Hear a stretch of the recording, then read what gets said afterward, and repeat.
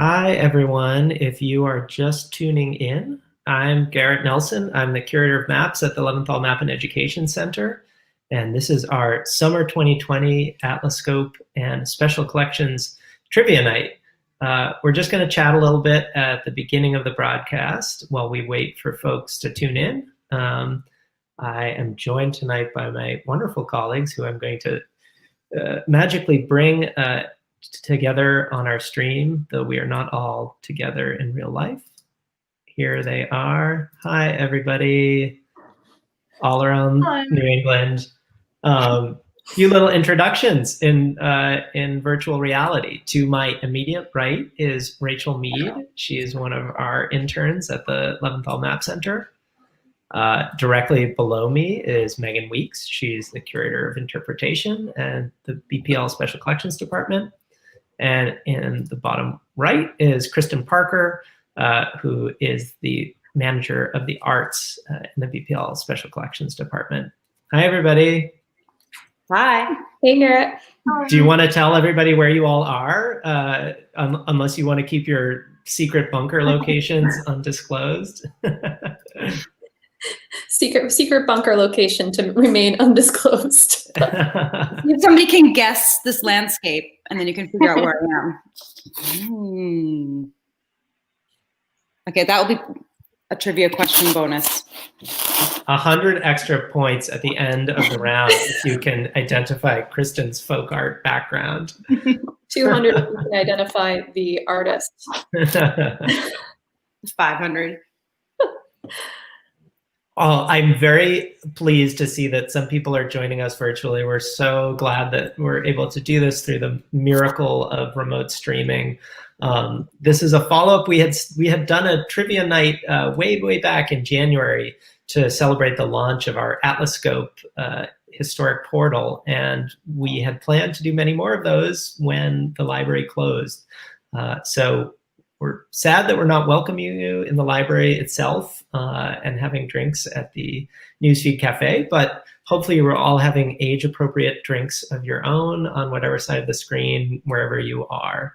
We're going to chat for just a little bit more. We'll probably start in a minute or two as people filter into Facebook and YouTube and join us here.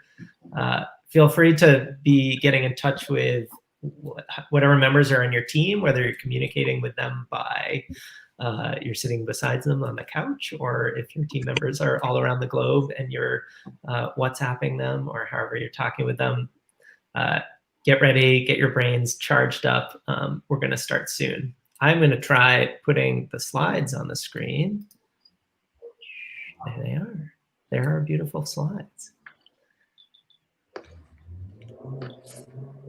So once again, if you're on YouTube or Facebook, this is the Leventhal Map and Education Center and Boston Public Library Special Collections Department Summer 2020 Trivia Night, where we are going to challenge you to answer questions about the history of the city of Boston, the history of the Boston Public Library, the collections and art and maps that are housed at the Boston Public Library, and take you on a fun little virtual tour of the things that we have and the things that we know, and the things that by 9:00 p.m. you will also know about Boston and the library and our collections. So the way this is going to work, and you'll all have to bear with us because this is the first time that we're doing this virtually. I'm actually going to take my little, I'm going to close that out for a second. The way this is going to work is that all of you should be either playing individually or on teams, and you'll be answering questions via a form, and we're going to be doing our best to keep scores during the course of the event itself, but we don't really know how many of you are going to be playing, and so if the number of players exceeds the capacity of our abilities to score it in real time, there's a caveat that we may have to give the scores tomorrow or whenever we can actually go through them all. So we're hoping to get all the scoring done and have a winner by the end of the game, but we don't know for sure because this is the first time that we're trying it. So I'm going to say temporarily goodbye to Rachel, Megan, and Kristen while I bring the slides up. They will be back, don't worry. And I'm going to get us started with a couple little instructions for how this is going to work. So again, hope you're all seated comfortably in whatever part of your house makes you feel the smartest and remember the most obscure facts about history. So this is the Leventhal Map Center and BPL Special Collections Trivia Night. The way that we're going to have you submit your answers is via an online form. The URL is tinyurl.com/bpl-trivia-form. It's up on my screen right now. There's also a QR code if you can scan it. I have no idea if that will work, to be quite honest. But if you can't scan it, just type into your browser tinyurl.com/bpl-trivia-form. And we'll also put that up periodically throughout the game, so in case you forget it. But you'll need to refresh that form every round. We have 5 rounds of 6 questions each for a total of 30 questions in our game. Each team is responsible for one person submitting answers for the group. So if you're playing on a team, don't all of you submit answers. We will get confused if you do that. And only submit your questions when the round is done. So don't submit questions after each. Don't submit your answers rather after each single question, but rather after each group of 6 questions in a round. The first entry on that form is for your team name. Pick a unique team name. If you pick something like BPL, maybe somebody else will pick that, and we won't know which BPL team you are, or some dull name like that. So pick something really weird and idiosyncratic that is special to you, that hopefully none of our other contestants will be using as a team name. And keep it the same throughout the round so we can track who you are. We'll assume that the same team's answers will have the same team's name throughout the game. If we get multiple submissions from the same team for a single round, we'll just assume that the last submission was the one you wanted to do. So if you accidentally submitted after question 3 in a round, just submit it again with all of the questions. We'll assume whichever the final one that you submit with your team name on it is the official and real one. So I hope you're all out there getting this. Theoretically, we can see your YouTube or Facebook comments if you have questions throughout the game. I can't promise that we'll be able to fix or answer them, but hopefully it's all working. I see some thumbs up out there, so I assume many of you have found it. Again, I'll read that URL one last time, tinyurl.com/bpl-trivia-form. It's a very simple little Microsoft Office form where you can submit your answers. Rules of the game. We don't know what you're doing. We're not looking over your shoulder. So obviously you could Google the answers to these questions. Please don't. This is the honor system. Don't look it up on Google or Bing or Yahoo or Ask Jeeves or any other of the search sites. You're only allowed to use our 2 digital collections portals, Atlascope and Digital Commonwealth, which we're going to give you a little training about how to use. Second, we reserve the right to be arbitrary and capricious with judging questionable answers. There may be questions that are iffy, and this is a fun game. There's no money involved. If we think it's right, it's right. And if we think it's wrong, and that's the end of that. And finally, there is a mandatory rule that you have to have fun. If you stop having fun, we will be very disappointed, and you'll have to see yourself out. So I'm going to start by giving a little brief trainer on how to use our Atlascope tool, which we're going to be using in the first 3 rounds. In the last 2 rounds, we're going to be using the Digital Commonwealth portal, which the rest of the team will explain to you at that point. Some of you may have used Atlascope before. It's a tool that we developed at the Leventhal Map Center to give access to our really wonderful collection of historic atlases of Boston and its inner suburbs. The URL is atlascope.leventhalmap.org. It's Atlascope, only one S in there, atlascope.leventhalmap.org. And when you open Atlascope, you will get a window that looks like this. You could find yourself if you are physically in a location. If we happen to ask a question that pertains to the spot where you are literally sitting, you could try Find Me. But probably what you're going to be using in this game is the Search Places tool. And when you click Search Places, you'll get a little address form. Here's an example. I'm searching for Fenway Park. I get a search box of answers.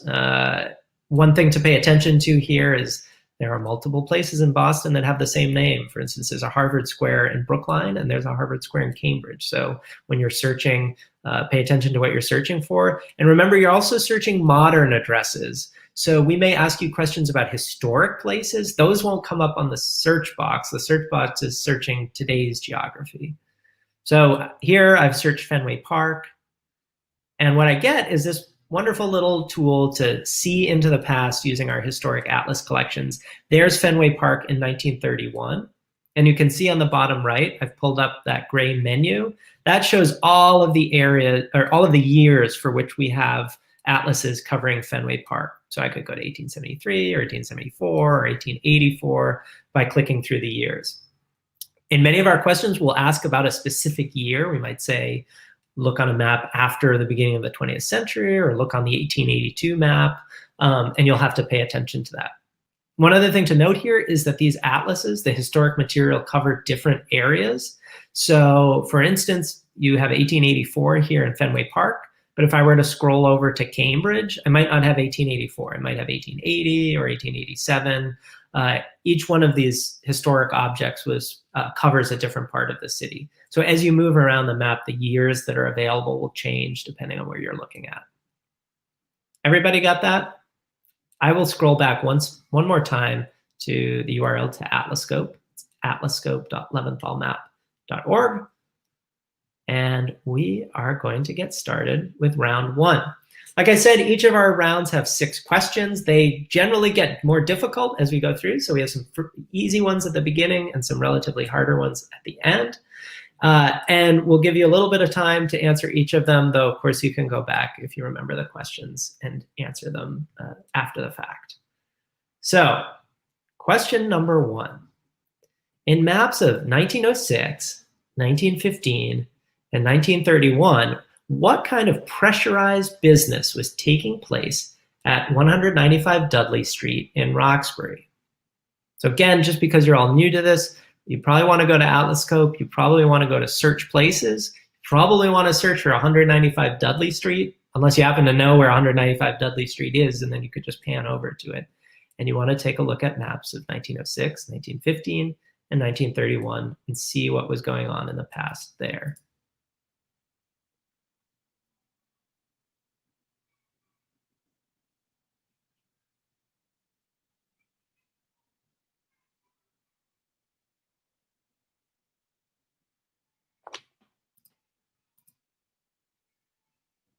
This is the part where I have to figure out what I do while I wait for you all to answer the questions.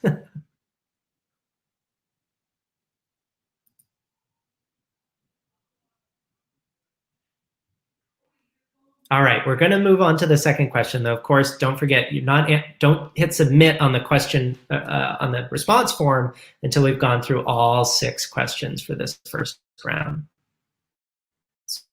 So question number 2 is, in what year is Post Office Square, which is now known as Leventhal Park, after our founder, Norman Leventhal, in what year is Post Office Square first labeled on one of the atlases in Atlascope?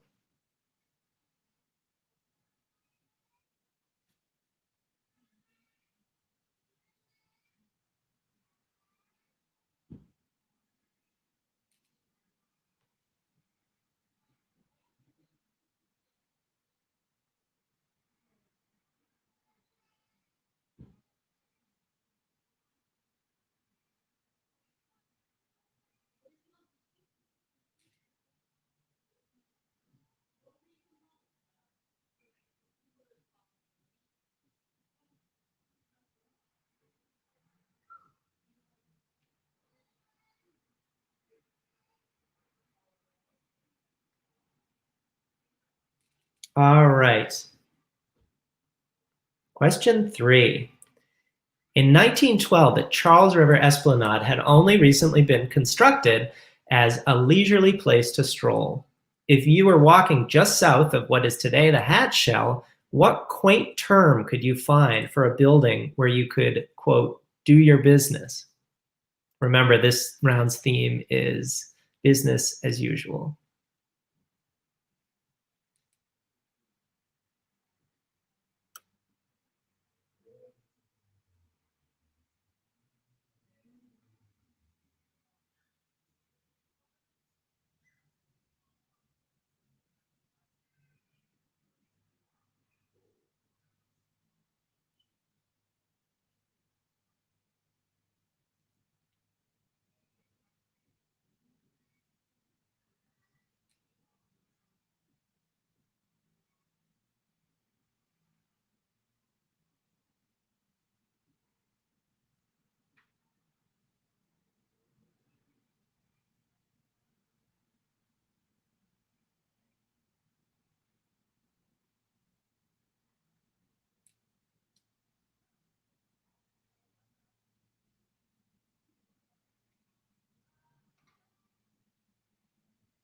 By the way, if any of our listeners are hearing my 22-month-old daughter mumble to herself in the side room, I promise I don't have a captive child next to me. She's just going to bed. This is one of the special added experiences of getting to visit our home branch libraries of the Boston Public Library. All right, question 4.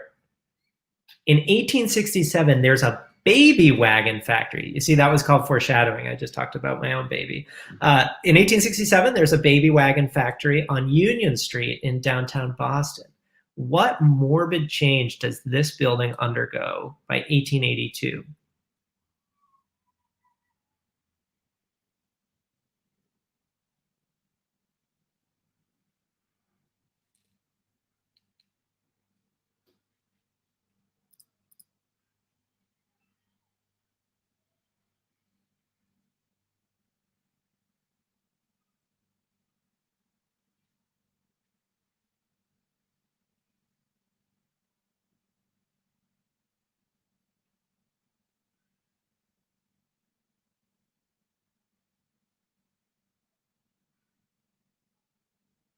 Next time we are going to hire an a cappella group to play the Jeopardy theme during these question sessions.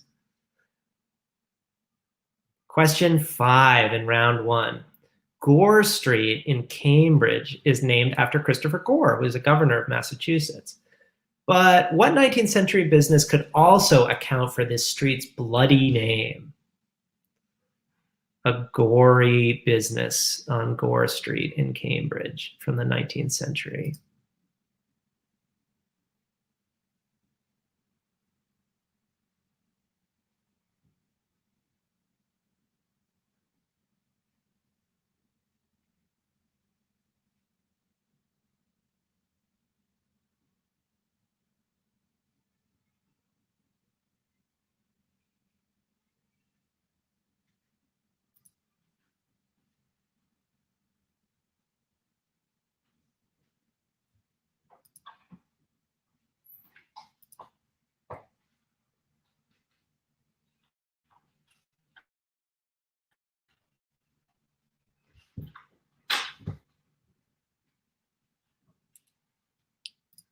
All right, we're going to move on to our final question of round 1. There's no business like show business. This theater district venue is now, today, sponsored by a Rhode Island-based bank. What are 3 of its former names that appear in Atlascope maps?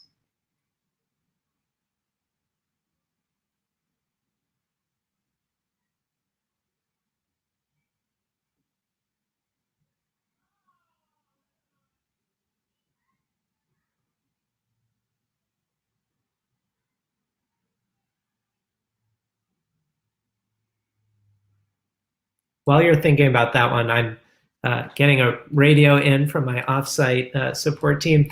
I should mention that if you're using Atlascope, you don't have to necessarily refresh the page every time you want to search again. You'll notice down in the bottom bar, in the same place where you choose which year of maps you're looking at, on the left side of that bottom bar, there's a little button that says Search Places. And if you click that button, it will bring you back to the same search form that is if you had started from the beginning of Atlascope and clicked Search Places.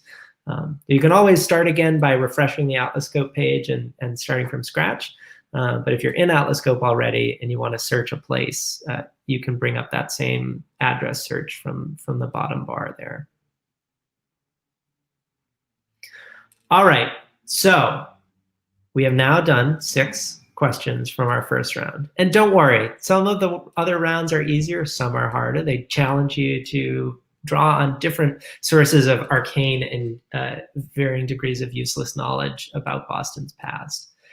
Remember, the URL for submitting questions, I'm going to scroll all the way back to it just so that you have it once again, tinyurl.com/bpl-trivia-form. So you should submit your team's questions now, and our team of crack scorers will begin taking a look at who's got the deepest and most arcane store of knowledge in their head about about the history of business in Boston. And I am going to welcome a host of our next round. our excellent Hello. intern from the Map Center, Rachel. Hi, Rachel. Hey, How are you? pretty good. How's it going? It's great. I know all the answers to all these questions because you and I wrote them. So it makes me feel like just, really smart. Yeah, I have been playing along and I've been very impressed with how quickly I get the answers, already knowing them. All right, I'll bring my screen back up. And Rachel, I'll let you MC this round. So round 2, Sweet, Sweet History, hosted by Rachel. Great. So perhaps the most famous candy manufacturer in Greater Boston had a factory on Melcher Street in the early 20th century. What was the name of this company? So if you are new to this round, like Garrett said last time, you might want to go to the search places function in Atlascope down in the bottom if you're already using Atlascope. And there's a street you might want to be looking up.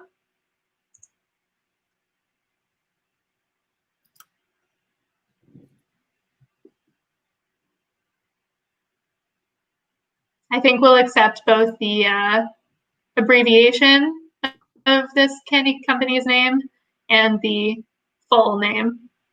Is that right, Garrett?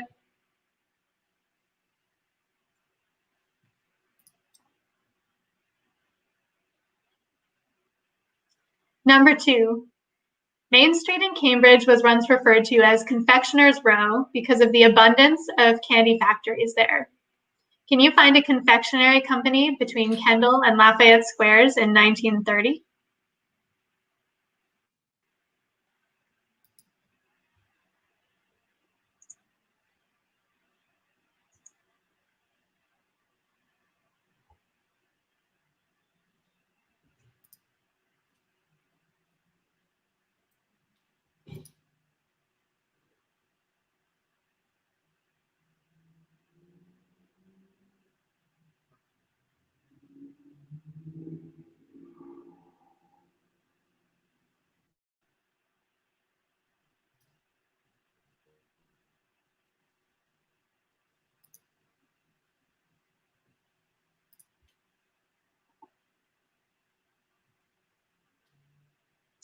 All right, moving on to question 3.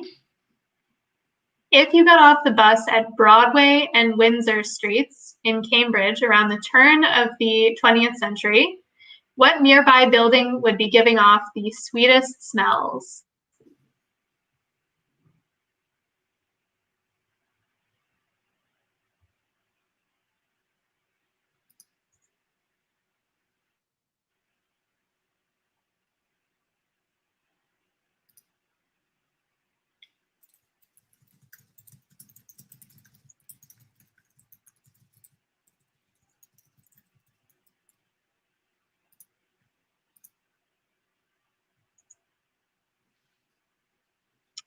And then let's stay in Cambridge for a second. Strolling up Mass Ave from the MIT campus in 1930, you would walk past another factory owned by the same company from question 2.1, so just 3 questions ago. Just west of this factory, along the same rail line leading into the confectionery building, there's another sugary company. What was it? So it's not a candy company, but it's something else that deals in sugar.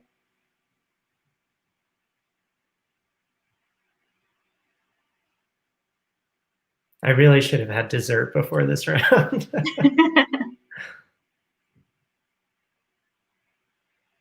Yeah, I've been doing a lot of candy research recently on Atlascope, and it's definitely inspired me to want to go out to the grocery store and do a kind of scheduled candy purchase.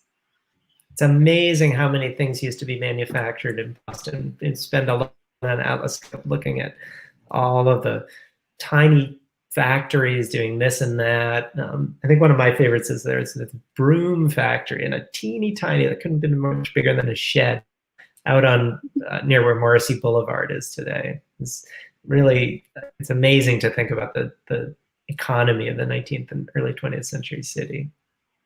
Yeah, I think they had a much different definition of factory than we do today. All right, this one is going to kind of test your knowledge of Boston history. In 1919, there were 2 candy manufacturers within walking distance of the site of the Great Molasses Flood. What were they? So for this, you do have to kind of know where the molasses flood was, and I will give you a hint that it's in the north end.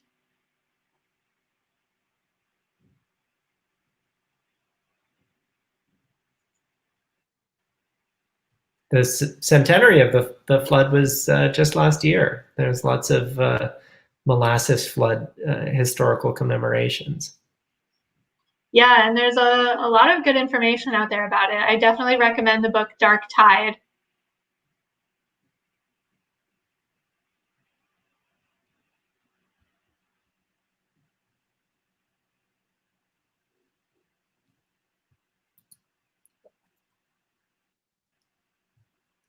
All right, and question number 6, this is the last question for the round.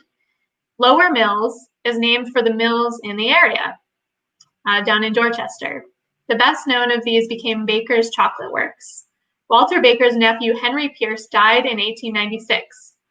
What landmark changes on atlases of this area based on his death?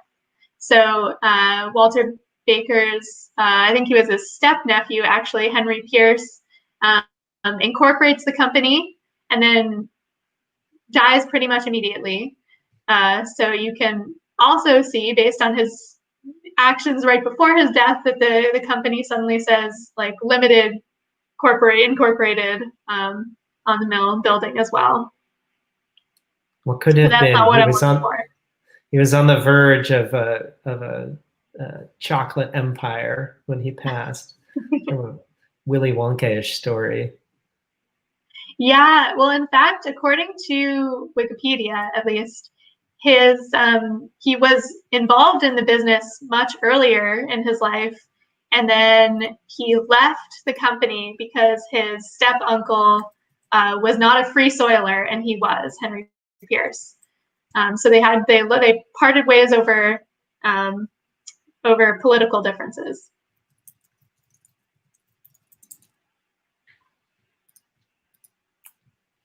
All right, well, that brings us to the end of round 2.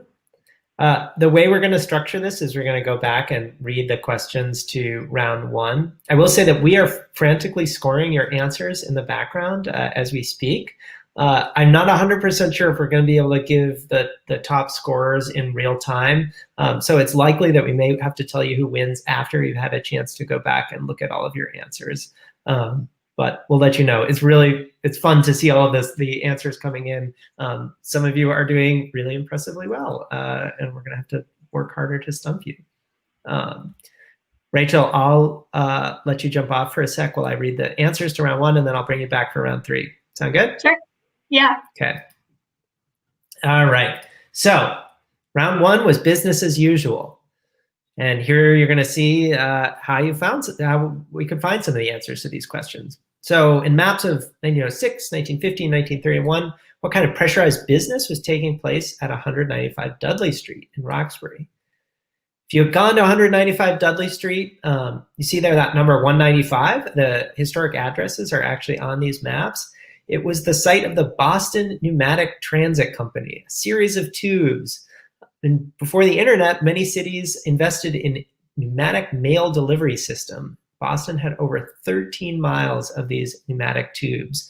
In fact, here is a photograph of the Boston postal pneumatic tube system being dedicated in 1926 with senators and politicians sending the mail to the Postmaster General via this series of pressurized tubes. And there at 195 was the Boston Pneumatic Transit Company. Question 2 was, what year is Post Office Square, which is today's Leventhal Park, first labeled on one of our historic atlases? That would be 1882. You can see it circled here, Post Office Square, right next to the post office building that still exists. There's actually two 1882 atlases in Atlascope that show Post Office Square with that name. It had actually been named in 1874, but that name didn't make it onto the earlier atlases. Now, a fun fact about these atlases, you might be wondering, who made these atlases? Who spent all the work and labor to create such a detailed record of the city? The answer was that one of the uses of these atlases was for rating fire insurance. Fire insurance companies wanted to know what buildings were made of, how close they were to one another, to determine whether a fire insurance policy was a good risk or not. Remember, cities burned very often in the 19th and early 20th century. There were a lot of buildings made of wood. And so these atlases also will have information that pertain to the fire insurance industry. And this post office building, which has this very beautifully lettered typography of post office here in the Sanborn 1882 atlas, says fireproof. And you'll see notes like that about fireproofing, about sentry posts, if there were night watchmen, if there was a fire suppression system like a cistern. That kind of information was really important to the makers of these atlases. And in fact, Post Office Square had burned in 1872, which is one of the reasons why it has this kind of funny triangular shape at this time. Question number 3, the Charles River Esplanade had just recently been constructed in 1912. And if you had been walking just south of what's today the Hat Shell, what building could you have found where you could do your business? These buildings, sanitaries, an old-fashioned term for a public restroom. You can see that there's a women's side and a men's side, and that letter B refers to the basement. So again, these atlases have tons of detail about how many floors, what types of building materials buildings were made out of, and here we have basement sanitary public restrooms on the Esplanade. Question 4, there's a baby wagon factory in 1867 on Union Street downtown. What change does it go through by 1882? On the left, you'll see the 1867 map with the baby wagon factory labeled, and quite morbidly on the right, I'm actually going to take myself off the screen so you can see it a little bit bigger. That becomes coffins stored. Quite an ominous baby wagon factory. We actually don't know much more about it than that. That's on these atlases. These atlases are kind of tantalizing invitations to research the past. You could spend hours or even days researching the history of a single street in Boston. Just by way of example, on Union Street in 1882 here across the street, you see a upholstery manufacturer, chemical company, a cigar manufacturer, a wire works, all sorts of things were going on in Boston in the 19th century. So why did a baby wagon factory become a coffin storage facility? Who knows? We'd have to do some historical research about it to find out more. All right, question 5, Gore Street in Cambridge is really named after Christopher Gore. But if we wanted to get really gory about it, we might say that it was named after this facility on Gore Street, which was the J.P. Squire Slaughterhouse. This is an 1871 map, but you see the same slaughterhouse on many of the historic layers. You'll notice there's all the different parts of a butchery facility here: packing and curing house, hog shed, smokehouse. There's a lot of these in Boston, oftentimes in places where rail lines made it easy to bring in products from the countryside. Alston was a major depot for the transshipment of agricultural goods. There were huge, huge slaughterhouses in Alston. And it's interesting to see these places that are now part of the fabric of the city, were being used for these heavy industrial purposes only 150 years ago. Now, there's no business like show business. We're looking for a theater district venue that today is sponsored by a Rhode Island-based bank. And what are 3 of the former venues on its site? Well, today's site is the Boston Opera House, which is sponsored by Citizens Bank, based out of Providence, the Citizens Bank Boston Opera House. And that site in the theater district has been the site of at least 3 different performing arts facilities, which you can see here. In 1861, it was the Academy of Music. In 1882, it was the Boston Theater. And in 1938, it was the Keith Memorial Theater, part of the RKO Radio Keith system. So we will award partial points if you got one of those, but to get full points, you need to have got all three. So there you go. You got a little example of how to find these answers. I'm going to invite Rachel back onto our broadcast. Hi, Rachel. Hello. And Rachel, I will let you MC the questions to round 3 about Eastie. Sounds good. So question number 1.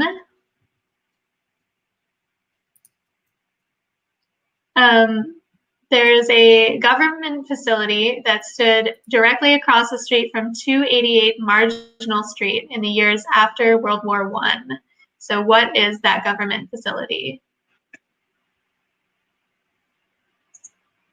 I will say something that's interesting about these old atlases is that the addresses don't always line up exactly with the addresses that we have today. So when you find this, you'll notice that the address that we have today, 288 Marginal Street, is not actually the address that is listed on the maps. I was also noticing in the comments thread on both Facebook and YouTube, I think some people were looking for team partners. We encourage you to form teams. It'd be great if you meet fellow history enthusiasts this way. If you become best friends or get married because of it, you have to have your wedding at the Map Center in the courtyard of the BPL. That's the only obligation. But feel free to join up in teams. Obviously, the more the merrier, the more brains, the more likely you are to walk away with all the points at the end of the evening.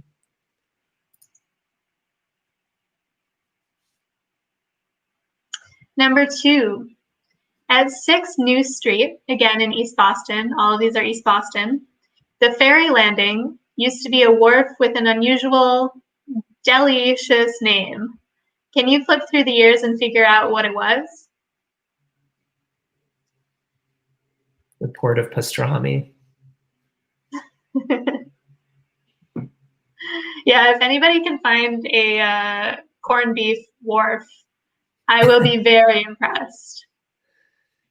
The old laborers used to just take pitchforks and heave corned beef off the ships for import.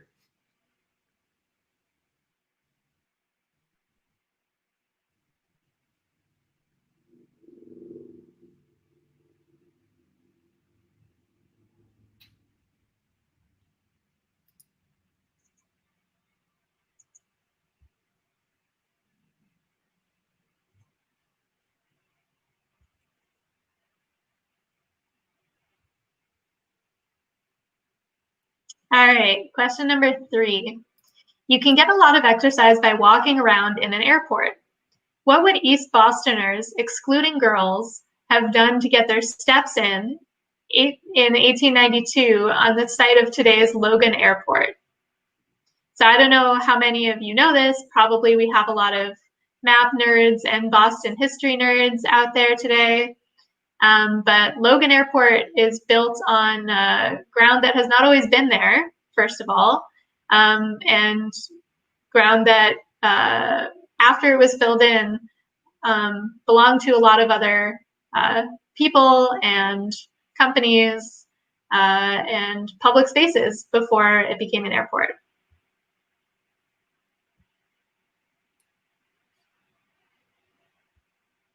And who knows, the way air travel is going, we may have to turn it back to this use eventually.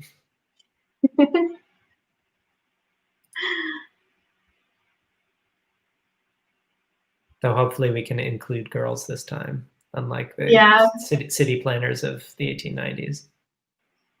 I'm really, really upset on behalf of 19th century girls.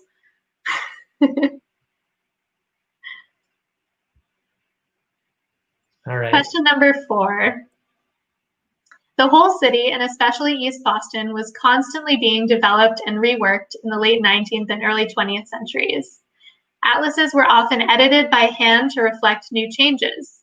Can you find one of these handwritten edits in 1922 for a new piece of infrastructure connecting East Boston to Everett?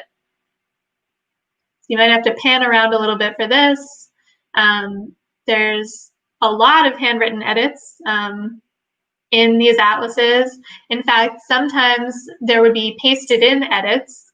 So people would have the atlas and then they would be sent new information to paste in over like blocks where development had happened or there had been a fire or something like that. You would literally glue it in instead of printing a whole new atlas just for that change. That makes it really hard.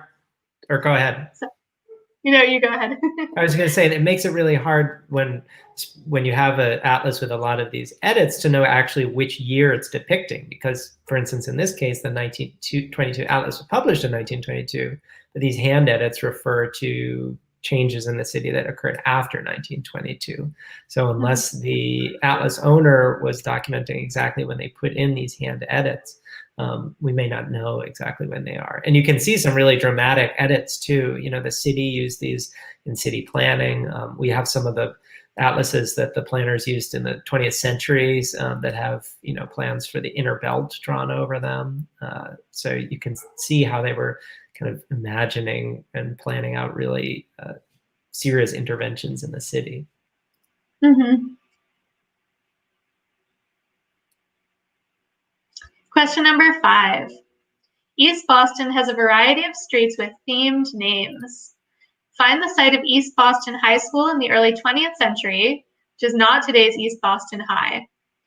What is the theme of the names of streets that go southwest to northeast in the old high school's neighborhood?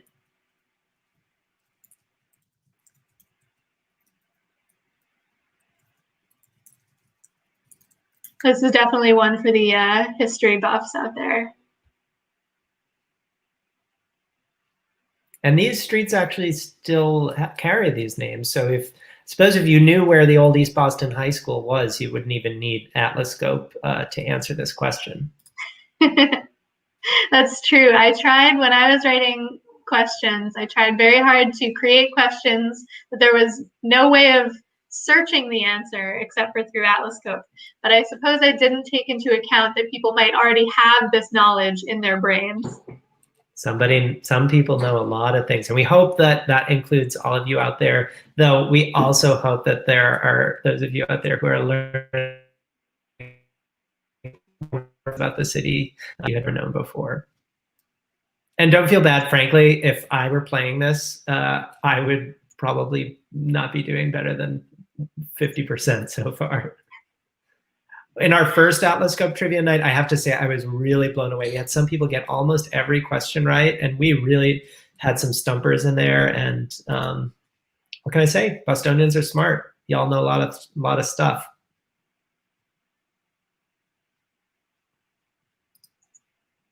Question number 6. On the 1922 atlas, there's a playground in East Boston marked for conversion into a public school. Earlier, this site was part of East Boston's tidal flats. Between what 2 atlas years are the outline of streets laid out on the site as it begins to be filled? So we're looking for 2 years for this answer, the year before it happens and the year after it happens. And you have to start in 1922, find the playground that's being turned into a school, and then zoom back in time and figure out when that spot gets filled in from the tidal flats. Which is really the wonderful thing about this tool, because if you were doing this with just the atlases, there are these books that are 3 feet tall by 2 feet wide. You'd have to flip to the index to figure out where to look. You'd have to do that for each of the atlases and then flip to that page and then somehow have a table that's big enough for all 3 of the atlases that you're going to need to look at, plus the other ones that end up being the wrong answer. Mm-hmm. So it's made this a much easier process. I'll also say, we're closed right now, of course, but when we do reopen, whenever that might be, one of the fun things about Atlascope is if you click the information about the map you're looking at, you can pull up the catalog record and you can come in and visit us and you can see the real paper version of that map. Of course, as Rachel said, it's much more convenient and easy to do it with Atlascope. We also love to have people come in and see the original objects. So whenever you're able to do that again, please take this as an invitation to come see us and to see the atlases. Yeah, absolutely. That brings us to the end of round 3. Rachel, do you want to do answers to round 2, or would you prefer that I do Yeah, I them? can do that.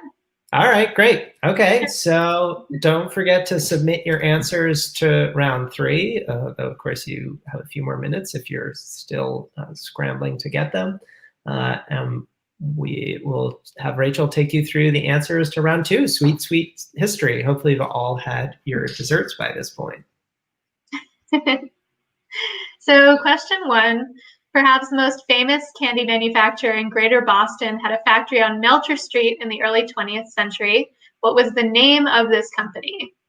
So the answer to question number 1 is the New England Confectionery Company, or NECO.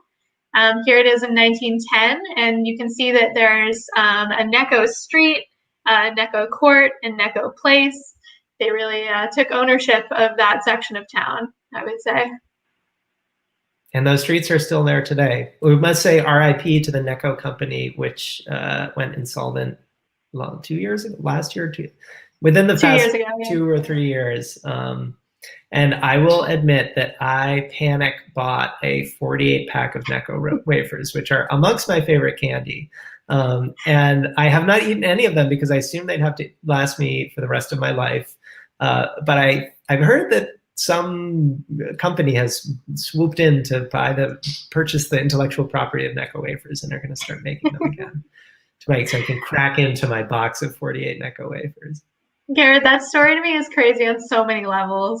Yeah, I considered, a roll of NECO wafers as the prize. I will say, if anybody gets every single answer right, if you get 100%, I will send you one of my NECO wafers.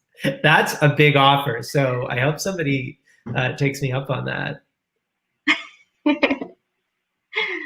All right, question number 2. Main Street in Cambridge was once referred to as Confectioner's Row because of the abundance of candy factories there. Can you find a confectionery company between Kendall and Lafayette Squares in 1930? So the answer to question number 2 is Potter Confectionery Company at 810 Main Street.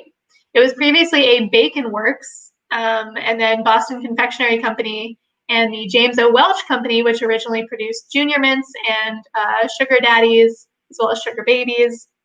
It's still a candy factory today. It's the home of Cambridge Brands, which is a subsidiary of Tootsie Roll Industries. So the answer is Potter.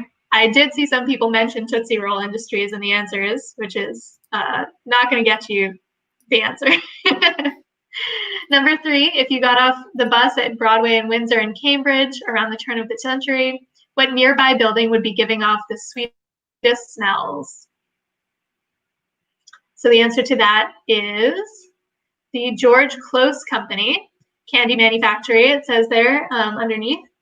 It is actually better known for their collectible baseball cards than any of their particular candies. I don't know how they would have felt about that today, but that's what they're known for. And just down the street is Squirrel Brand Nut Company, who made squirrel nut zippers and can't remember what the other name, another squirrel nut brand candy. Strolling up Mass Ave from the MIT campus in 1930, you would walk past another factory owned by the same company from question 2.1, which is NECO. Just west of this factory, along the same rail line leading into the confectionery building, there's another sugary company. What was it? So the answer to that is the Neapolitan Ice Cream Company. There are also 2 bakeries nearby. There's the Nabisco National Biscuit Company, which becomes Nabisco, and there's a milk company next door, right next door, for dunking your candy or your cookies. Question number 5. In 1919, there were 2 candy manufacturers within walking distance of the site of the Great Molasses Flood. What were they? So within walking distance of basically what is the North End Beach Park right now, is Schraft's Candy Factory, and then the Walter M. Loney Candy Factory. And they're both on all of the atlases between 1908 and 1922. Question number 6. Lower Mills is named for the mills in the area. The best known of these became Baker's Chocolate Works. His nephew, Henry Pierce, died in 1896. And what landmark changes on the atlases of this area based on his death? The answer to number 6 is that a square pops up right in front of Walter Baker Chocolate Works called Pierce Square. So you can see right before he dies, his name is on all the buildings all around the area. And then after he dies, his name is on the square in front of the factory. All right. Well, that takes us to the beginning of round 4. I'm going to wish you farewell and for now, Rachel, but I'll bring you back to do the East Boston answers in a second.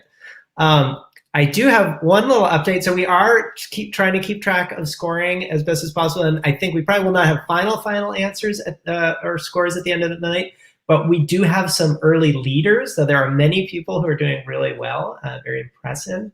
It looks like the team Bayou Bostonians is in the lead right now, but there are several teams that are within half a point or 1 point of them, and many other teams within 4 or 5 points. So there's still 2 wonderful rounds coming up with some slightly different questions from our colleagues in the Special Collections Department, which will give you all an opportunity to flex a different part of your trivia muscles. So I'm going to bring my colleague Kristen Parker into the stream. And I'm going to just show Kristen and I so I can introduce her. Hi, Kristen. Hey, Garrett, how's it going? Good. How are you? How is Vermont? Really well. This is amazing. This is really hilarious. And I love the team names. There are some very fun team names. Yes. If there is a tie, we may end up awarding bonus point to the funnest team name. And there are no duplicate team names either, which is really amazing. So, all right. Well, I will bring the screen up, and Kristen, I will let you go ahead. We have a couple of slides about how to use Digital Commonwealth. Do you want me to go through those since I did them from Meg, or do you want to talk about them? You can do them if you like, and I can pipe in if there's any handy tips.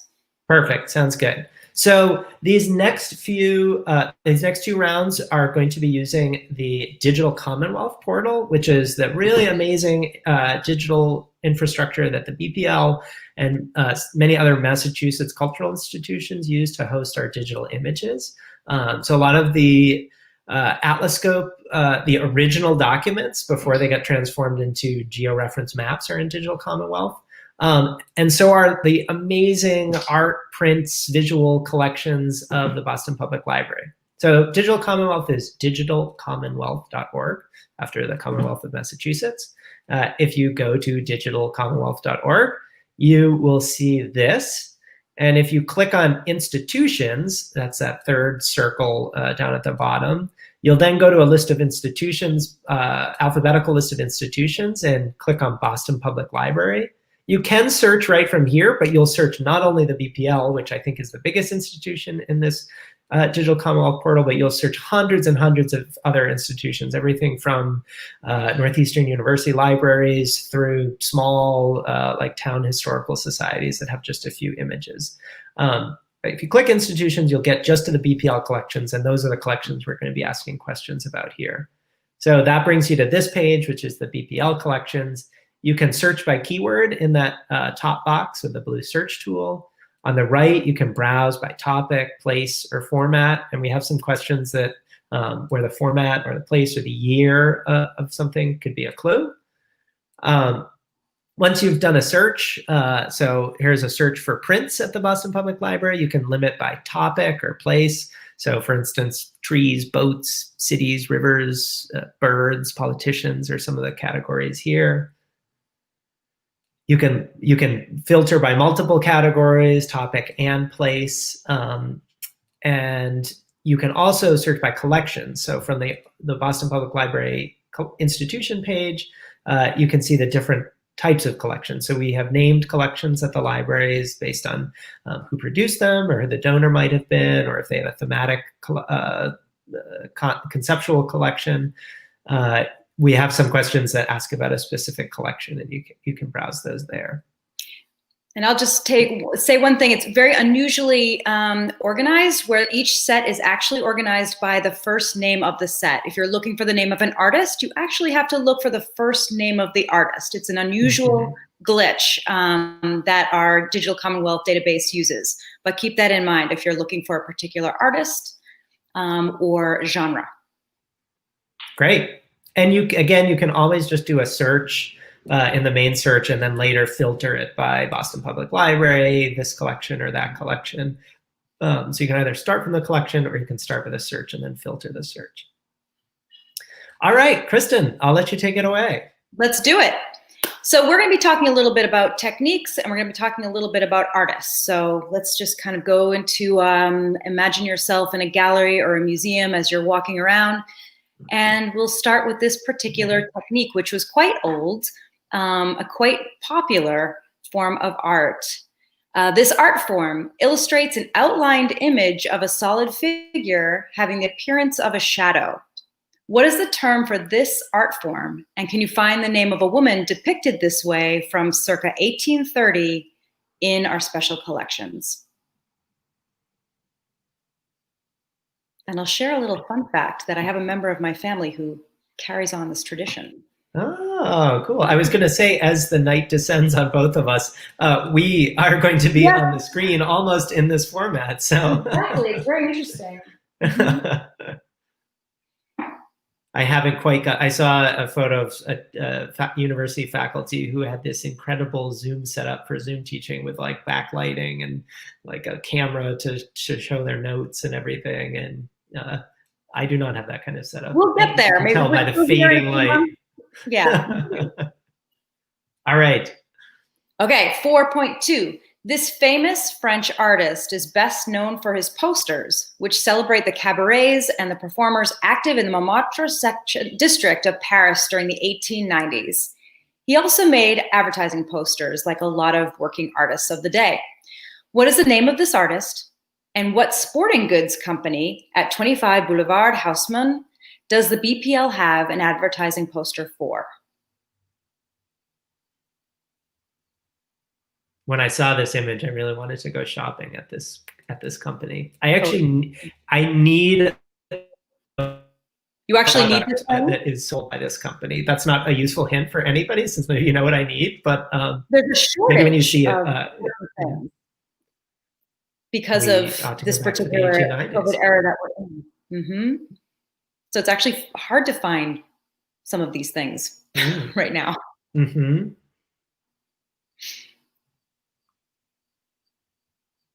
The other thing about this French artist that he was also a very good cook, and nobody knows about that. Yes. This is another useless fact to everybody, but when I was in primary school, like old Max I'm pretty sure had a font that was named after this guy. And I did a report on him because I thought the font was cool looking. And I was like, I remember that. Who's that name? Okay, 4.3. The Boston firm Tickner Brothers Incorporated was known for producing bright color postcards called chromolithographs that allowed multiple prints of photos to be made. What is the title of a postcard in this collection showing a coastal scene familiar to anyone who has tried to picnic on the beach? And our hint is hide your snacks. Hopefully many of you are able to experience this and get out of the city. A funny story, again, anecdotal. The exact sort of scene depicted in this Tickner postcard happened to me when I was at Nantasket Beach about 3 weeks ago. And I did not even realize it, but the person who was also involved in it was our Map Center Director of Education. And it was only after that because I hadn't seen her in person for months. And that's how you collided again? Hey! That's amazing. Yeah, we were conducting the Leventhal Map Center Nantasket Beach branch office at the time. I kind of grew up there. I know Nantasket really well. It's a great place. Okay. Etchings are a printmaking technique that allow multiple copies of an image to be made. This renowned 17th century Dutch artist was known for making up to 100 self-portraits during his lifetime. BPL has one. Who is the artist and what is the title of the etching? I could give a really good hint about this one, but I don't know. It's like, it might give it away, but I don't know. Boston knows this artist very well. Mm-hmm. He was the subject of I don't know if I should say it. I don't know. There are two parts. So the name of the artist alone will get it. In the city of Boston. Yes. Right? That's not too much. Speaking of Dutch art, I have to say, I was in the Rijksmuseum maybe 5 years ago when I was in Amsterdam, and of all the museums that I've felt like, oh my gosh, I could spend 3 days in here. I don't even think I got to half of it an entire day. I was only in Amsterdam for about 2 days. I spent 50% of my time in Amsterdam in the Rijksmuseum. Oh yeah, that place is, yeah, it is extraordinary.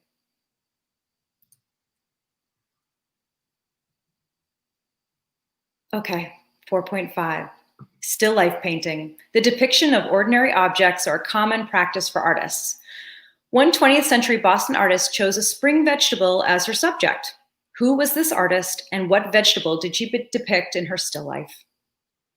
And I wanted to bring attention to this particular artist because a lot of people will think that the library is filled with, works of art from 1600s up into the 19th century, but we actually have a great relationship with living artists in Boston, printmakers in particular, and that is something that we intend to continue. So to keep the collection living and alive, we have a lovely relationship with our Boston artists. So I think, yeah.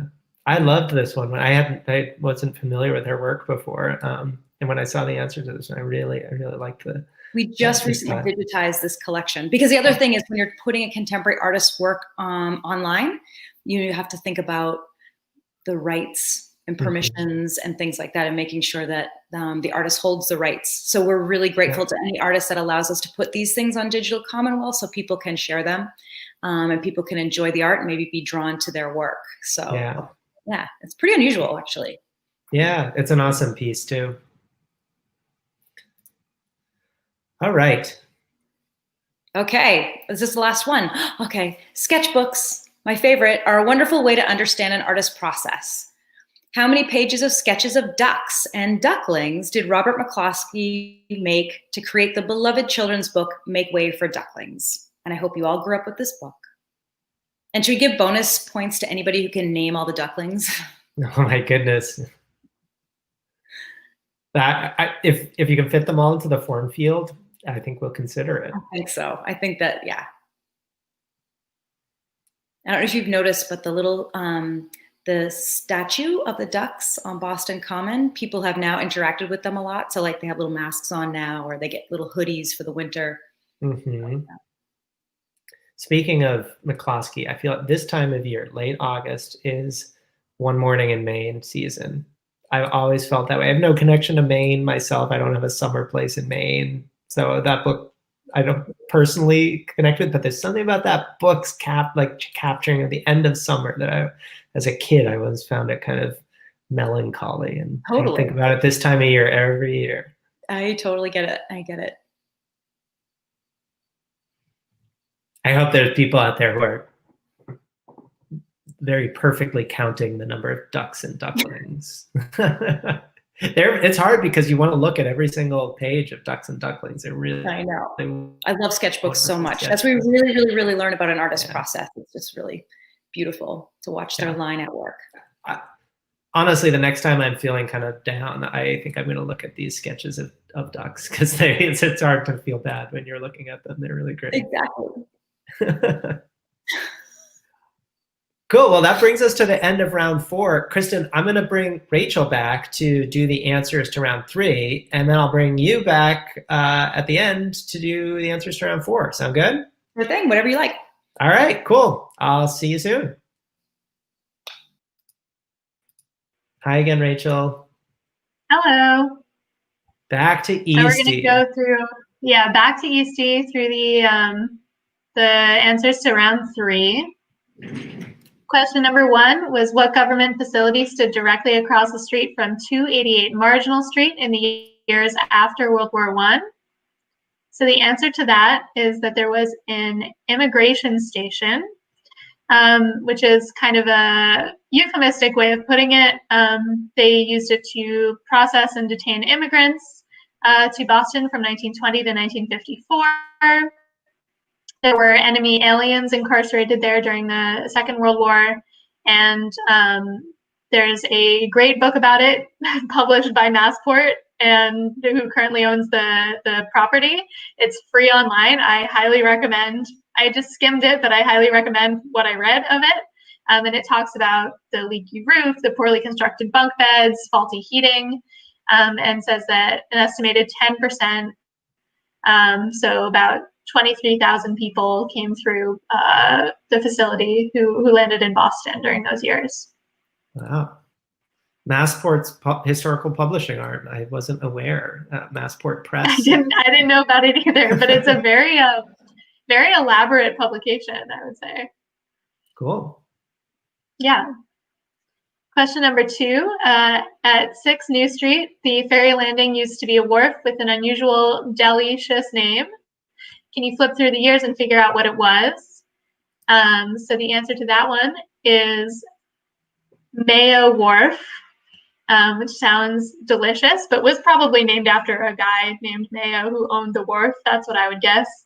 I like imagining an oil tanker filled with mayo and just like a giant funnel of mayo being offloaded here. Like Big Hellman owned this. Like this is where the Hellman fortune was made. It's possible. Sometimes wharves are named for people, and sometimes they're named for what they're used for. So just some like mayo baron being like, bring in more ships. Like they're going like selling mayo like crazy. There's like trains rolling in getting filled up with mayo. So question number 3, you can get a lot of exercise by walking around in an airport. What would East Bostoners, excluding girls, have done to get their steps in 1892 on the site of today's Logan Airport? So on the site was Wood Island Park. You could go to the gymnastics ground or the playground on Wood Island. So I don't know if you guys can see, but there's a men's gymnastics ground, there's a boys' playground, and there's a women's gymnastics ground. But there is no place for girls to go. So I'm a little bit up in arms about that, but I'm coming a little late to the party since it's from 1892 or whatever. Mm-hmm. This was actually an Olmsted firm design as well. Yeah. So it's notable for its landscape architecture. But All right. there's within the history of like parks and open space too, there's an interest, of course, there were predominant ideas about both gender and racial segregation, but there are actually like parks enthusiasts who were like really in favor of like gender mixing and some racial progressives for their time. But this was one Boston Parks guide where they talk about like, oh, girls can play with the boys and they don't have to wear these, old-fashioned 19th century dresses and stuff. And like that's the path to women's liberation. It's really interesting. That is really interesting. I like to read that. Mm-hmm. So question number 4, the whole city, and especially East Boston, was constantly being developed and reworked in the late 19th and early 20th centuries. Atlases were often edited by hand to reflect new changes. Can you find one of these handwritten edits in 1922 for a new piece of infrastructure connecting East Boston to Everett? So between East Boston and Everett is the William F. McClellan Highway. It gets planned around that time. I'm not sure what year it was built.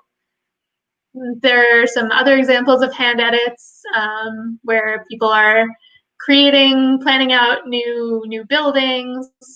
There's this school taking a property, and there are just places where people are adding extra information. You may or may not have noticed in that last slide as we flashed it that all these streets here have something in common. They're named after famous painters, although they have some spelling inconsistencies, to be generous. So that one should say Neller and Van Dyke. And speaking of themed streets. Speaking of themed streets, there are a variety of streets with themed names in East Boston. So on the site of East Boston High School in the early 20th century, there are streets in that neighborhood going southwest-northeast that are named after battles of the American Revolution. So there's Trenton, Lexington, Princeton, Saratoga, Bennington, and I believe Monmouth as well. We got a variety of answers to this question that were not the right answer, but were referring to themed street sections in Boston. So I wonder if people were playing on what they already knew. So there's a huge swath of streets named for European ports. There are streets named for poets, streets named after birds. There's condor, falcon, and eagle there. And then probably the hardest one for people today to understand the reference, East Boston Company bigwigs and Boston and Massachusetts historical figures. Question number 6, the final question number in round 3. On the 1922 atlas, there's a playground in East Boston marked for conversion into a public school. Earlier, this site was part of East Boston's tidal flats. Between what 2 atlas years are the outlines of streets laid out on the site as it begins to be filled?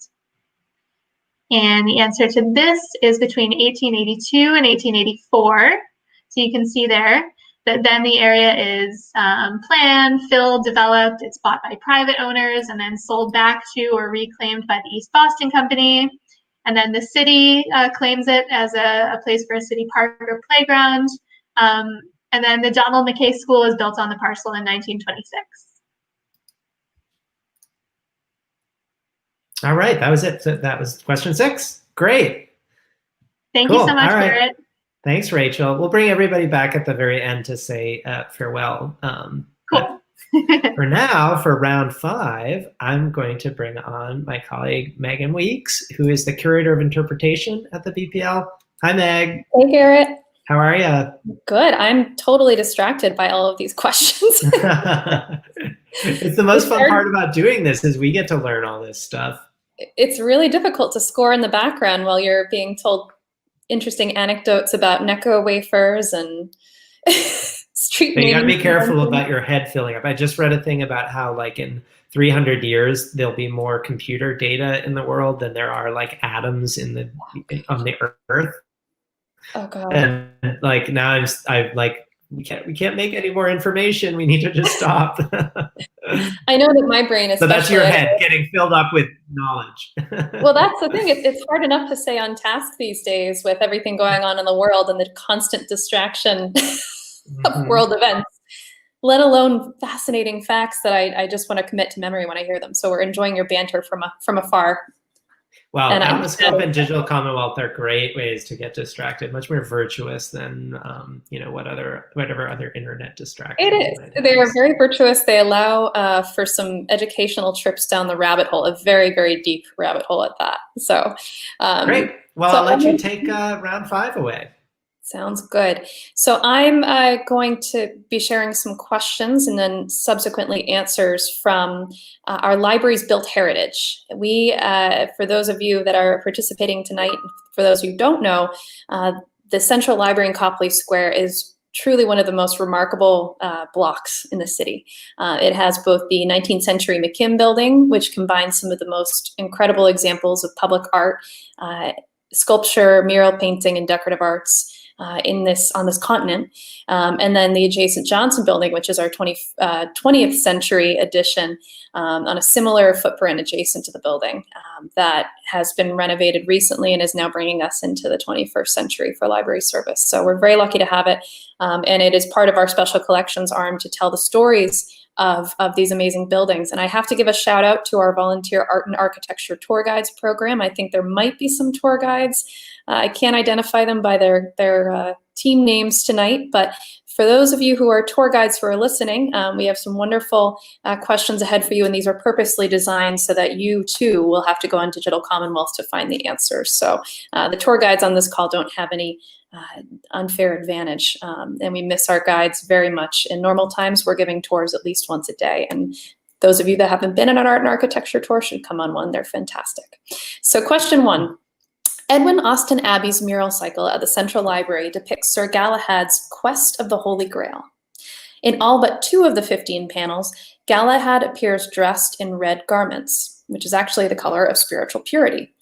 What is the number of each of these 2 panels in the sequence? So I should say that there are a set number of panels, 15. There are 2 panels numbered accordingly that do not show Galahad dressed in red.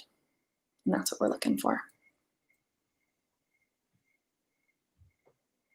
I personally think these are my favorite in the library. I really love these. The golden tree panel is really awesome. A lot of visitors come in and look at that panel and say, "Oh, it's Klimt. It's Klimt. It's Klimt of the late 19th century." And I don't know if there's any possible cross influence there, but Edwin Austin Abbey used amazing components of raised relief, gilded lead, and plaster to help illuminate these panels.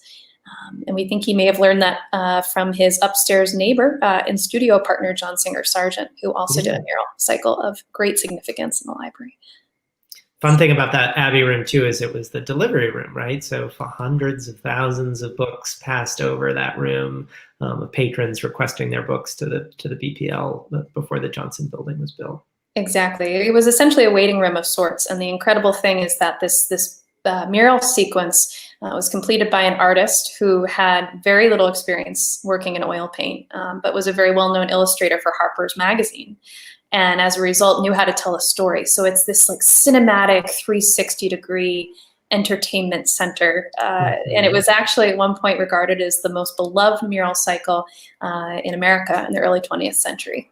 It's commemorated by a postage stamp. So we could wax poetic forever on that one, but 5.2, another mural cycle. Upstairs on the 3rd floor of the McKim building, in John Singer Sargent's Pagan Gods mural panel, which was installed in 1895, the artist depicts the blue-robed goddess Astarte. How many gilded, more raised relief, pine cones surround her? And this, I have to put in a major plug here, 29 years of John Singer Sargent's career. I won't say entirely devoted to this mural cycle, but in many cases largely devoted to this mural cycle because he did span all those decades trying to complete this cycle on the 3rd floor, Triumph of Religion, the full title. And it was actually left incomplete upon his death, which is incredible when you think about it. But BPL is a destination for anybody who's a fan of John Singer Sargent. And as you'll find on Digital Commonwealth, we have all of those panels digitized. So explore them there until we can bring you into the building again. The images online are really impressive because these are huge. You can't really tell from the images alone, but as those of you who've been in the building know, these things are enormous. So to kind of capture those in a digital image is pretty remarkable. And that's the thing that Digital Commonwealth affords, actually, is the ability to zoom in on these physical objects. And in both Sargent and Abbey's, and in fact in Puvis de Chavannes' case, those 3 major mural cycles at the library are all mariflage. So they're panels of Belgian linen that are actually affixed to the walls. They weren't painted into the wall surface itself. And if you look on Digital Commonwealth, this should be another clue, you can actually see little marks where the tacks have been used to keep that canvas affixed because the resolution is so high. It's amazing. Cool. Okay, 5.3. In a 1926 image of the McKim Building's trustees' room, 2 portraits of the same historical figure flank the fireplace mantel. What is the name of the sitter of this portrait?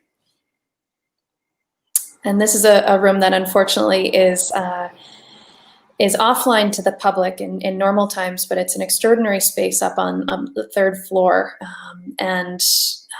We'll talk a little bit more about this particular image that will be the clue when we get to the answer section. It'll make more sense in situ. Have you been in? Figure's so important that one painting was not enough. They had to have 2.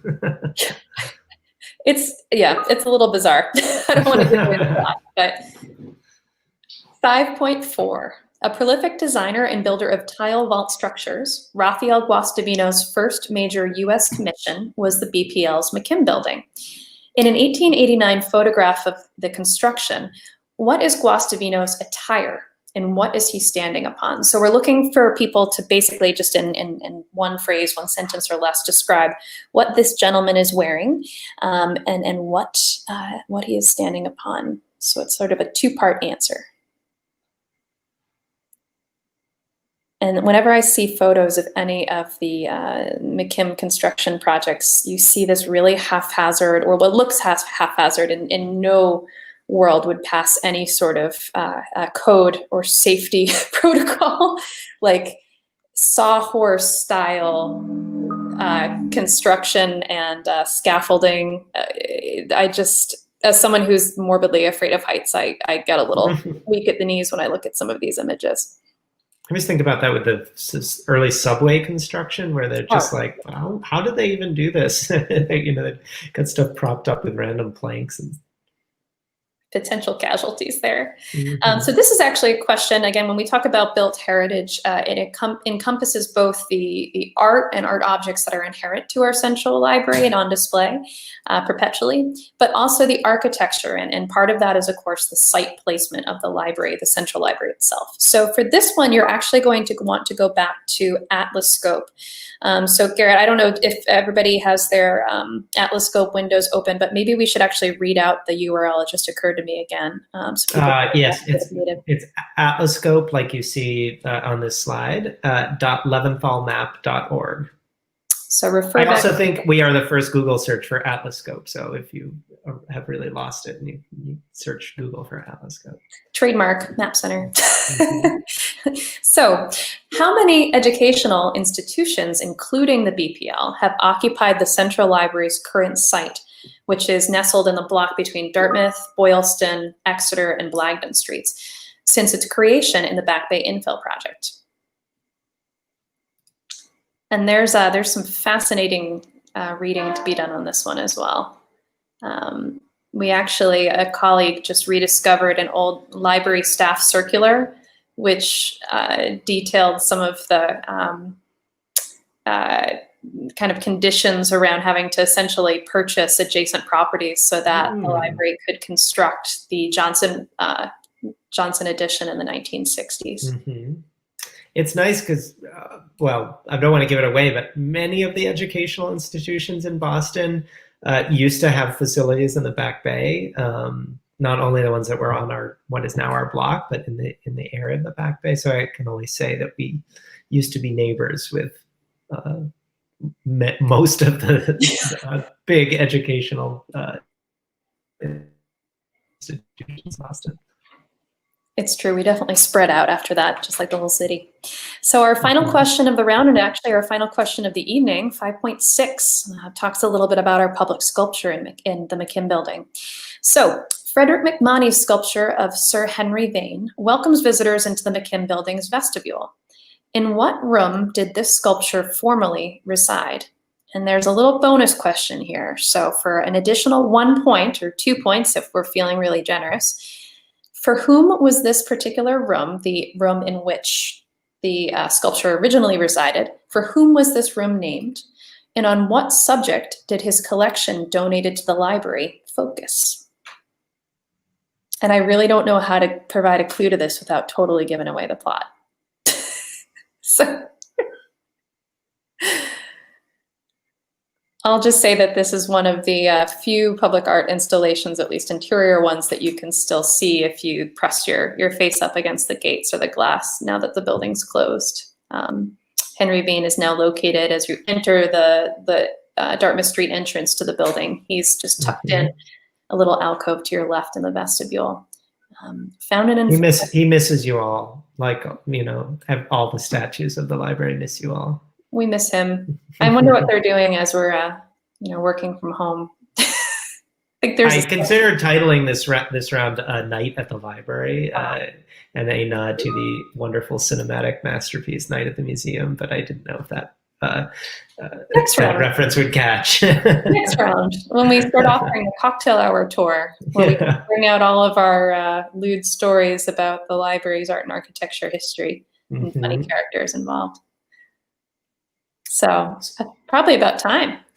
And I'm noticing that our scores, I think, have just completed doing round 4. And so I want to say before people submit their round 5 questions, it looks like we have a nearly 3-way tie at this point between Mappin Kaplan and Co., Sorry for Tardy Rockin', and our original leaders, Bayou Bostonians, close behind them. And then we have a handful of other folks who are within 2 to 4 points. So there's some hot competition. Don't phone it in here at the end. Every point will count. Are we placing bets? I can't get over these names. I think you guys are all really creative, and I also have no idea what some of these names are referencing, and I'd be curious to know. Cool. Well, thanks, Meg. I'm going to bring. Oh wait, Kristen has disappeared from our stream. Maybe she's in Vermont, so her internet may have cut out. I tell you what, I will drop you out for right now, Megan, and I'll read Kristen's answers. Yeah, and if you need me to sub in, she pops back. And then I'll bring you back to do, here's Kristen again. She's back. So I'm going to bring Kristen in, and then I'll bring you back at the end, Meg, for question 5 answers. And we will then all say farewell at the end. Sound good? Thanks, Garrett. Great. All right. Hi, Kristen. How's it going? Good. All right.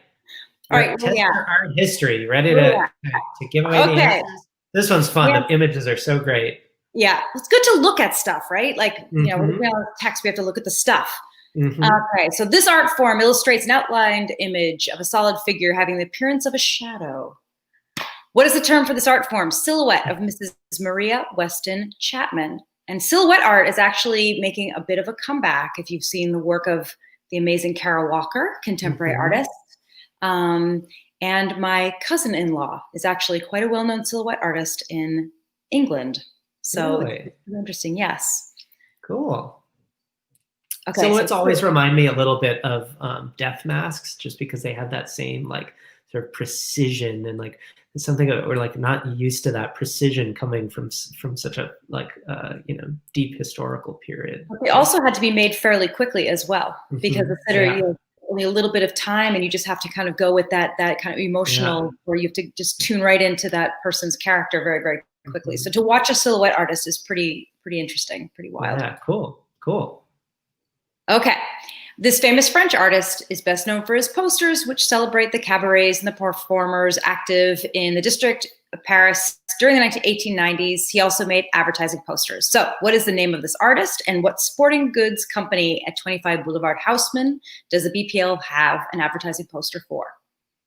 And the answer is Henri Toulouse-Lautrec for Lachan Simpson, a bicycle chain company. And I love this image. It was on view at the Museum of Fine Arts, incredible exhibition of Toulouse-Lautrec only a couple of years ago. And we were able to loan many of our beautiful posters, lithographs that are giant, oversized pieces to the MFA. That was a beautiful partnership. And yeah, this is one of my favorite images. And it's just an example of an artist who's hard at work, a jobbing artist who worked for the commercial world and also had his own artistic personal practice. I was going to say, I wonder who the most famous contemporary artist working for a bicycle chain company is. I don't know if like Shimano will hire Kara Walker or somebody. Exactly. We can look like skateboard companies. You know, skateboard companies have recruited a lot of folks. But yeah, bicycles. I'm going to go Google that. Okay. The Boston firm Tinkner Brothers was known for producing bright colored postcards called chromolithographs. What is the title of a postcard in this collection showing a coastal scene familiar to anyone who's tried to picnic on the beach? Dinner time for the seagulls. Yes. And I'm sure you guys have all experienced that at least this summer. Yes. I think this might be Nantasket. It could be Nantasket. It could be Florida, though. I was digging into this. I think he did a lot of these images down in Florida, a lot of fishing images, too. Mm-hmm. And just on a personal note, my mom likes to feed the seagulls, and it's really, she feels bad for them. Like, you don't need to feel bad for the seagulls, but anyway, we often find ourselves on the beach followed. So I would be sort of like standing right there in that crowd if I was walking with my mom. I used to live near the South Bay Center in Boston, which of course was once a bay, and there's often seagulls down there. And I always had this feeling of them being like, what happened to the bay? They're like in the parking lot. They're like, this was a bay. What the heck? They adapt. They're pretty savvy, Yeah. those seagulls. Okay. What else we got? Etchings are a printmaking technique that allow multiple copies of an image to be made. The 17th century Dutch artist, super famous, was known for making up to 100 self-portraits, and the BPL has one of them. Who is the artist, and what is the title of the etching? Rembrandt. And I'm not even going to say his whole name because Rembrandt was known as Rembrandt. And the name of self-portrait with plumed cap and lowered saber. This actually, his name indicates where he was from and that he was the son of Harman. And it's an extraordinary little etching. And what I was going to talk about was Rembrandt is so very famous in the Boston area because, of course, an incredibly tiny etching was stolen from the Isabella Stewart Gardner Museum. We hold ours very close, but this etching is really, really, really quite small. Many of them, you'd be shocked. And yes, and Rembrandt did many, many, many, many self-portraits in his life. Mm-hmm. I love this one too. The expression on his face is Rembrandt. Okay, still life painting is the depiction of ordinary objects and a common practice for the artist. One 20th century Boston artist chose a spring vegetable as her subject. Who is the vegetable? Who's the artist, and what vegetable did she depict? And we have Asparagus by Wendy Arton, who's extraordinary. And when we talk about John Singer Sargent and like the looseness of his brush strokes and things, I think about Wendy and her ability to she works outside. She doesn't use photographs as references, and she just has that incredible eye that goes straight to her hand. And that looseness and beautiful capture is just extraordinary. So if you like this work, definitely go and look at the set of her paintings. They'll kind of blow your mind. Yeah, it's great stuff. Okay, I might have just lost you again. Here we go. Okay, the final one, sketchbooks are a wonderful way to understand an artist's process. How many pages of sketches of ducks and ducklings did Robert McCloskey make to create the beloved children's book, Make Way for Ducklings? It's kind of a trick question. 56. So these are 56 pages that are actually in our collection, but there are several other institutions which were that hold a lot of his sketchbooks as well. He went crazy sketching ducks. He took it really seriously. And we got the commission to produce and publish this book.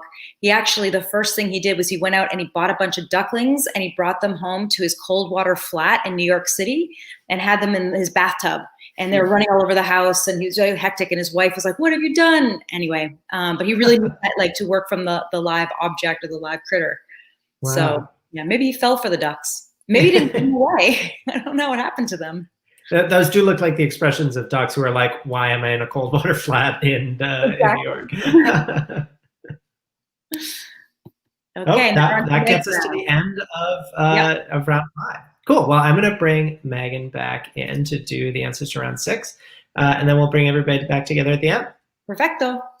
See you soon. Hi, Megan. I'm still laughing because I feel like those ducks are all of us. Yeah. Tag yourself. They're all very relatable. The McCloskey sketches are just phenomenal. And I'll digitize as well. So answers to round 5, our final round. And I have to give a shout out to one of the team names that just came up on my screen, Keeping Up with the Cartographers. You guys are something. Very clever. I'm loving the names.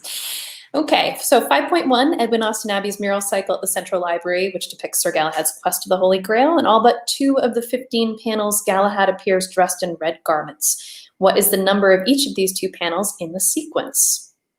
So we have panel 1, the infant Galahad with an angel descending from on high, presenting the baby Galahad, who's not yet dressed in the color of spiritual perfection or purity, presenting the baby Galahad with a covered version of the Holy Grail. And then panel 14, the penultimate panel, the city of Sarras, which shows an elevation of the city in which Galahad becomes king, and then later casts his crown and sword aside. And the next panel, the last panel, panel 15. So moving along, 5.2 in John Singer Sargent's Pagan Gods mural panel, installed in 1895, the artist depicts the blue-robed goddess Astarte. How many gilded, raised relief pine cones surround her? The answer to this one is 12, and it's a bit difficult to see here, but I've circled the pine cones in question in red. Astarte is actually a pagan goddess representing war, in some cases sexual or sensual love, and pine cones are actually emblematic or symbolic of fertility. So interestingly placed in Astarte. John Singer Sargent did a mountains worth of research in order to tell the story of the histories of some world religions, and he would have learned this in his studies. 5.3, in a 1926 image of the McKim Building's trustees room, two portraits of the same, I saw a couple folks answer with two different figures. The same historical figure flank the fireplace mantle. What is the name of the sitter? And in this one, you might have to zoom in a little bit. You can actually see the name of Benjamin Franklin on the nameplate that's placed in the ornamental frame on the portrait on the right. And we, sure enough, have inexplicably two portraits of Benjamin Franklin placed adjacent to each other here, one by Duplessis and another by Joseph Wright, both in our collection.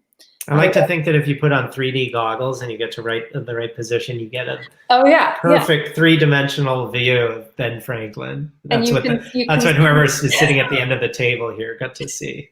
Exactly, and actually there's a beautiful painting by John Singleton Copley, which is just barely squeezing in there on the left adjacent to the door there. That's Charles I demanding in the Houses of Parliament. So a few historic figures, but we're looking for the two Bens tonight. 5.4, a prolific designer and builder of tile vault structures, someone we, in partnership with MIT and their architecture department, are trying to make a household name. Rafael Guastavino's first major US commission was the BPL's McKim building. In fact, he actually went on to have over 600 projects across the United States with his tile vault work, including Grand Central Station, for those of you that know those oyster room bars, which I'm sure are not currently open, the original Penn Station, various buildings at Harvard, Yale, MIT. He was all over the place, and the BPL was kind of his showroom, his first major US commission. So a great collaboration between Guastavino and McKim. In an 1889 photograph of construction, what is Guastavino's attire and what is he standing upon? Well, he has a fancy bowler hat, a nice long waistcoat, and he is standing atop one of the supporting arches for the subsequent tile vault, which would fill that space, which even at that height makes me nervous. Again, more like tenuous scaffolding is kind of the theme of these McKim construction photos. So kudos to those of you guys who were descriptive on the fashion of the day. I suppose if you didn't find this image, you could have just guessed a bowler in a long coat is good guess for an architect of this time. Exactly. Or one could just say mustache, and that too would be some sort of attire, albeit natural. So something I'm sure many people are working on in self-isolation. So 5.5, how many educational institutions, including BPL, have occupied the Central Library's current site in the block between Dartmouth, Boylston, Exeter, and Blagden Streets since its creation in the Back Bay Infill Project? So those of you that used Atlascope will have discovered 3, in fact. Harvard Medical School, which is kind of placed on that northwest corner, Exeter and Boylston that we know it today. It's actually currently the site of the GBH studio that was later Boston University. BU actually occupied another space just south of that, and then of course our beloved BPL. And MIT was nearby. Yeah. There was all sorts of Boston institutions nearby. The MFA was right next door. Yeah, they were our neighbor until I think 1909 when they moved down the street down Huntington. So yeah, a great square of the arts and arts and letters.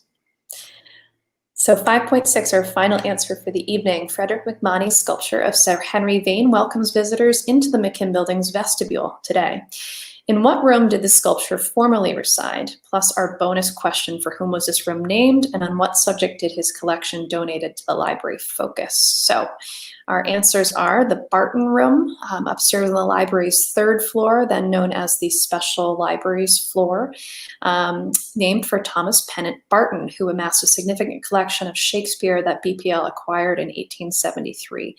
This preceded the Morgan and the Folger, but it was at the time one of the most significant, still is one of the most significant holdings of Shakespeare and Shakespeareana in a public collection. We're very proud to have it, and worked on an exhibition, gosh, 3 or 4 years ago called Shakespeare Unauthorized that brought the Barton collection back out into the light. Wonderful project to work on with another colleague, couple colleagues in special collections. And we see that wonderful little portrait there of Thomas Pennant Barton. It's actually a miniature painting by Etienne Bouchardy, and it's on ivory of all things, and is supported on the back side with these amazing little struts, almost like stretcher bars, but for ivory to keep the thing in place. But a beautiful little painting and a charming little man who I'm sure was not his real life, but certainly a force in collecting Shakespeare and Shakespeare. You're inches high. Inches high. No, it's literally not really, but it's a charming little miniature portrait, and we're very, very fortunate to have acquired his collection of Shakespeare. Cool. Well, thanks, Meg. I'm going to bring everybody back into the screen. Rachel and Kristen, you're coming in. Get ready. Hi, Rachel. Hi, Kristen. So I have a couple of things I want to say. First is I had meant to put a feedback survey up before this, and I didn't get to it because we were just finishing up our slides, but we'd be really curious to hear what you all thought of this. Did it go well? Would you want to do it again? I think we all had a lot of fun, but since we're not in front of you all, it's hard for us to judge. So if you want to write in the Facebook comments or the YouTube comments section, if you have any feedback, should we do more questions, fewer questions, different types, take longer, make it shorter, whatever. And would you like us to do another? And is this a good time of day for it? Anything that you have in terms of feedback, we'd love to have it. If you don't feel comfortable putting it in the comments thread, you're welcome to email us, info@leventhalmap.org, or you can find us on Twitter or Instagram. We'd be happy to take feedback there. I'll say we probably are likely to do one of these again, since we are sadly closed to in-person visits for the foreseeable future. So we'd love to see you all to the extent we can over the internet. And even more than that, we love weird trivia about Boston and about Boston history. So the drum roll is that I think our crack team of scorers have actually amazingly managed to score everybody's entry just in the nick of time. And we do have a winner. I'll tell you the three runners. It was a close game. The New Geographers, Mappin Kaplan and Co., and Bayou Bostonians all came within striking distance of first place. Congratulations to them. But first place was taken by Sorry for Tardy Rockin', which amazingly did not even make it for the first round, but managed to almost perfectly get every single question in the subsequent 4 rounds, which is kind of eerie, and I wonder if they paid off one of the 4 hosts here, or if somehow you have a login to our SharePoint, or because I don't know how that's possible. But congratulations to Sorry for Tardy Rockin'. May you go with this amazing knowledge in your head to amazing places. Send us an email at info@leventhalmap.org. We have a map prize for you, and we would be happy to send it in the real postal mail to whichever address you would like to receive that. Meg, Rachel, Kristen, any final words for the audience? Thanks for participating. Yeah. It was so great. I think it's just such a wonderful opportunity to connect with our fellow colleagues in special collections. And thanks to you, Garrett and Rachel, for organizing and inviting us in. We're so happy to share the library's stories, and special collections is you know, it's a privilege to work for this institution, and the more opportunities we have to share it with the public, the better. Yeah. And the BPL is operating. We are operating for holds pickup. I believe now at every one of our branch libraries. So of course you can still request our materials and pick them up at an appointed time. And we will be very glad to get you get you books.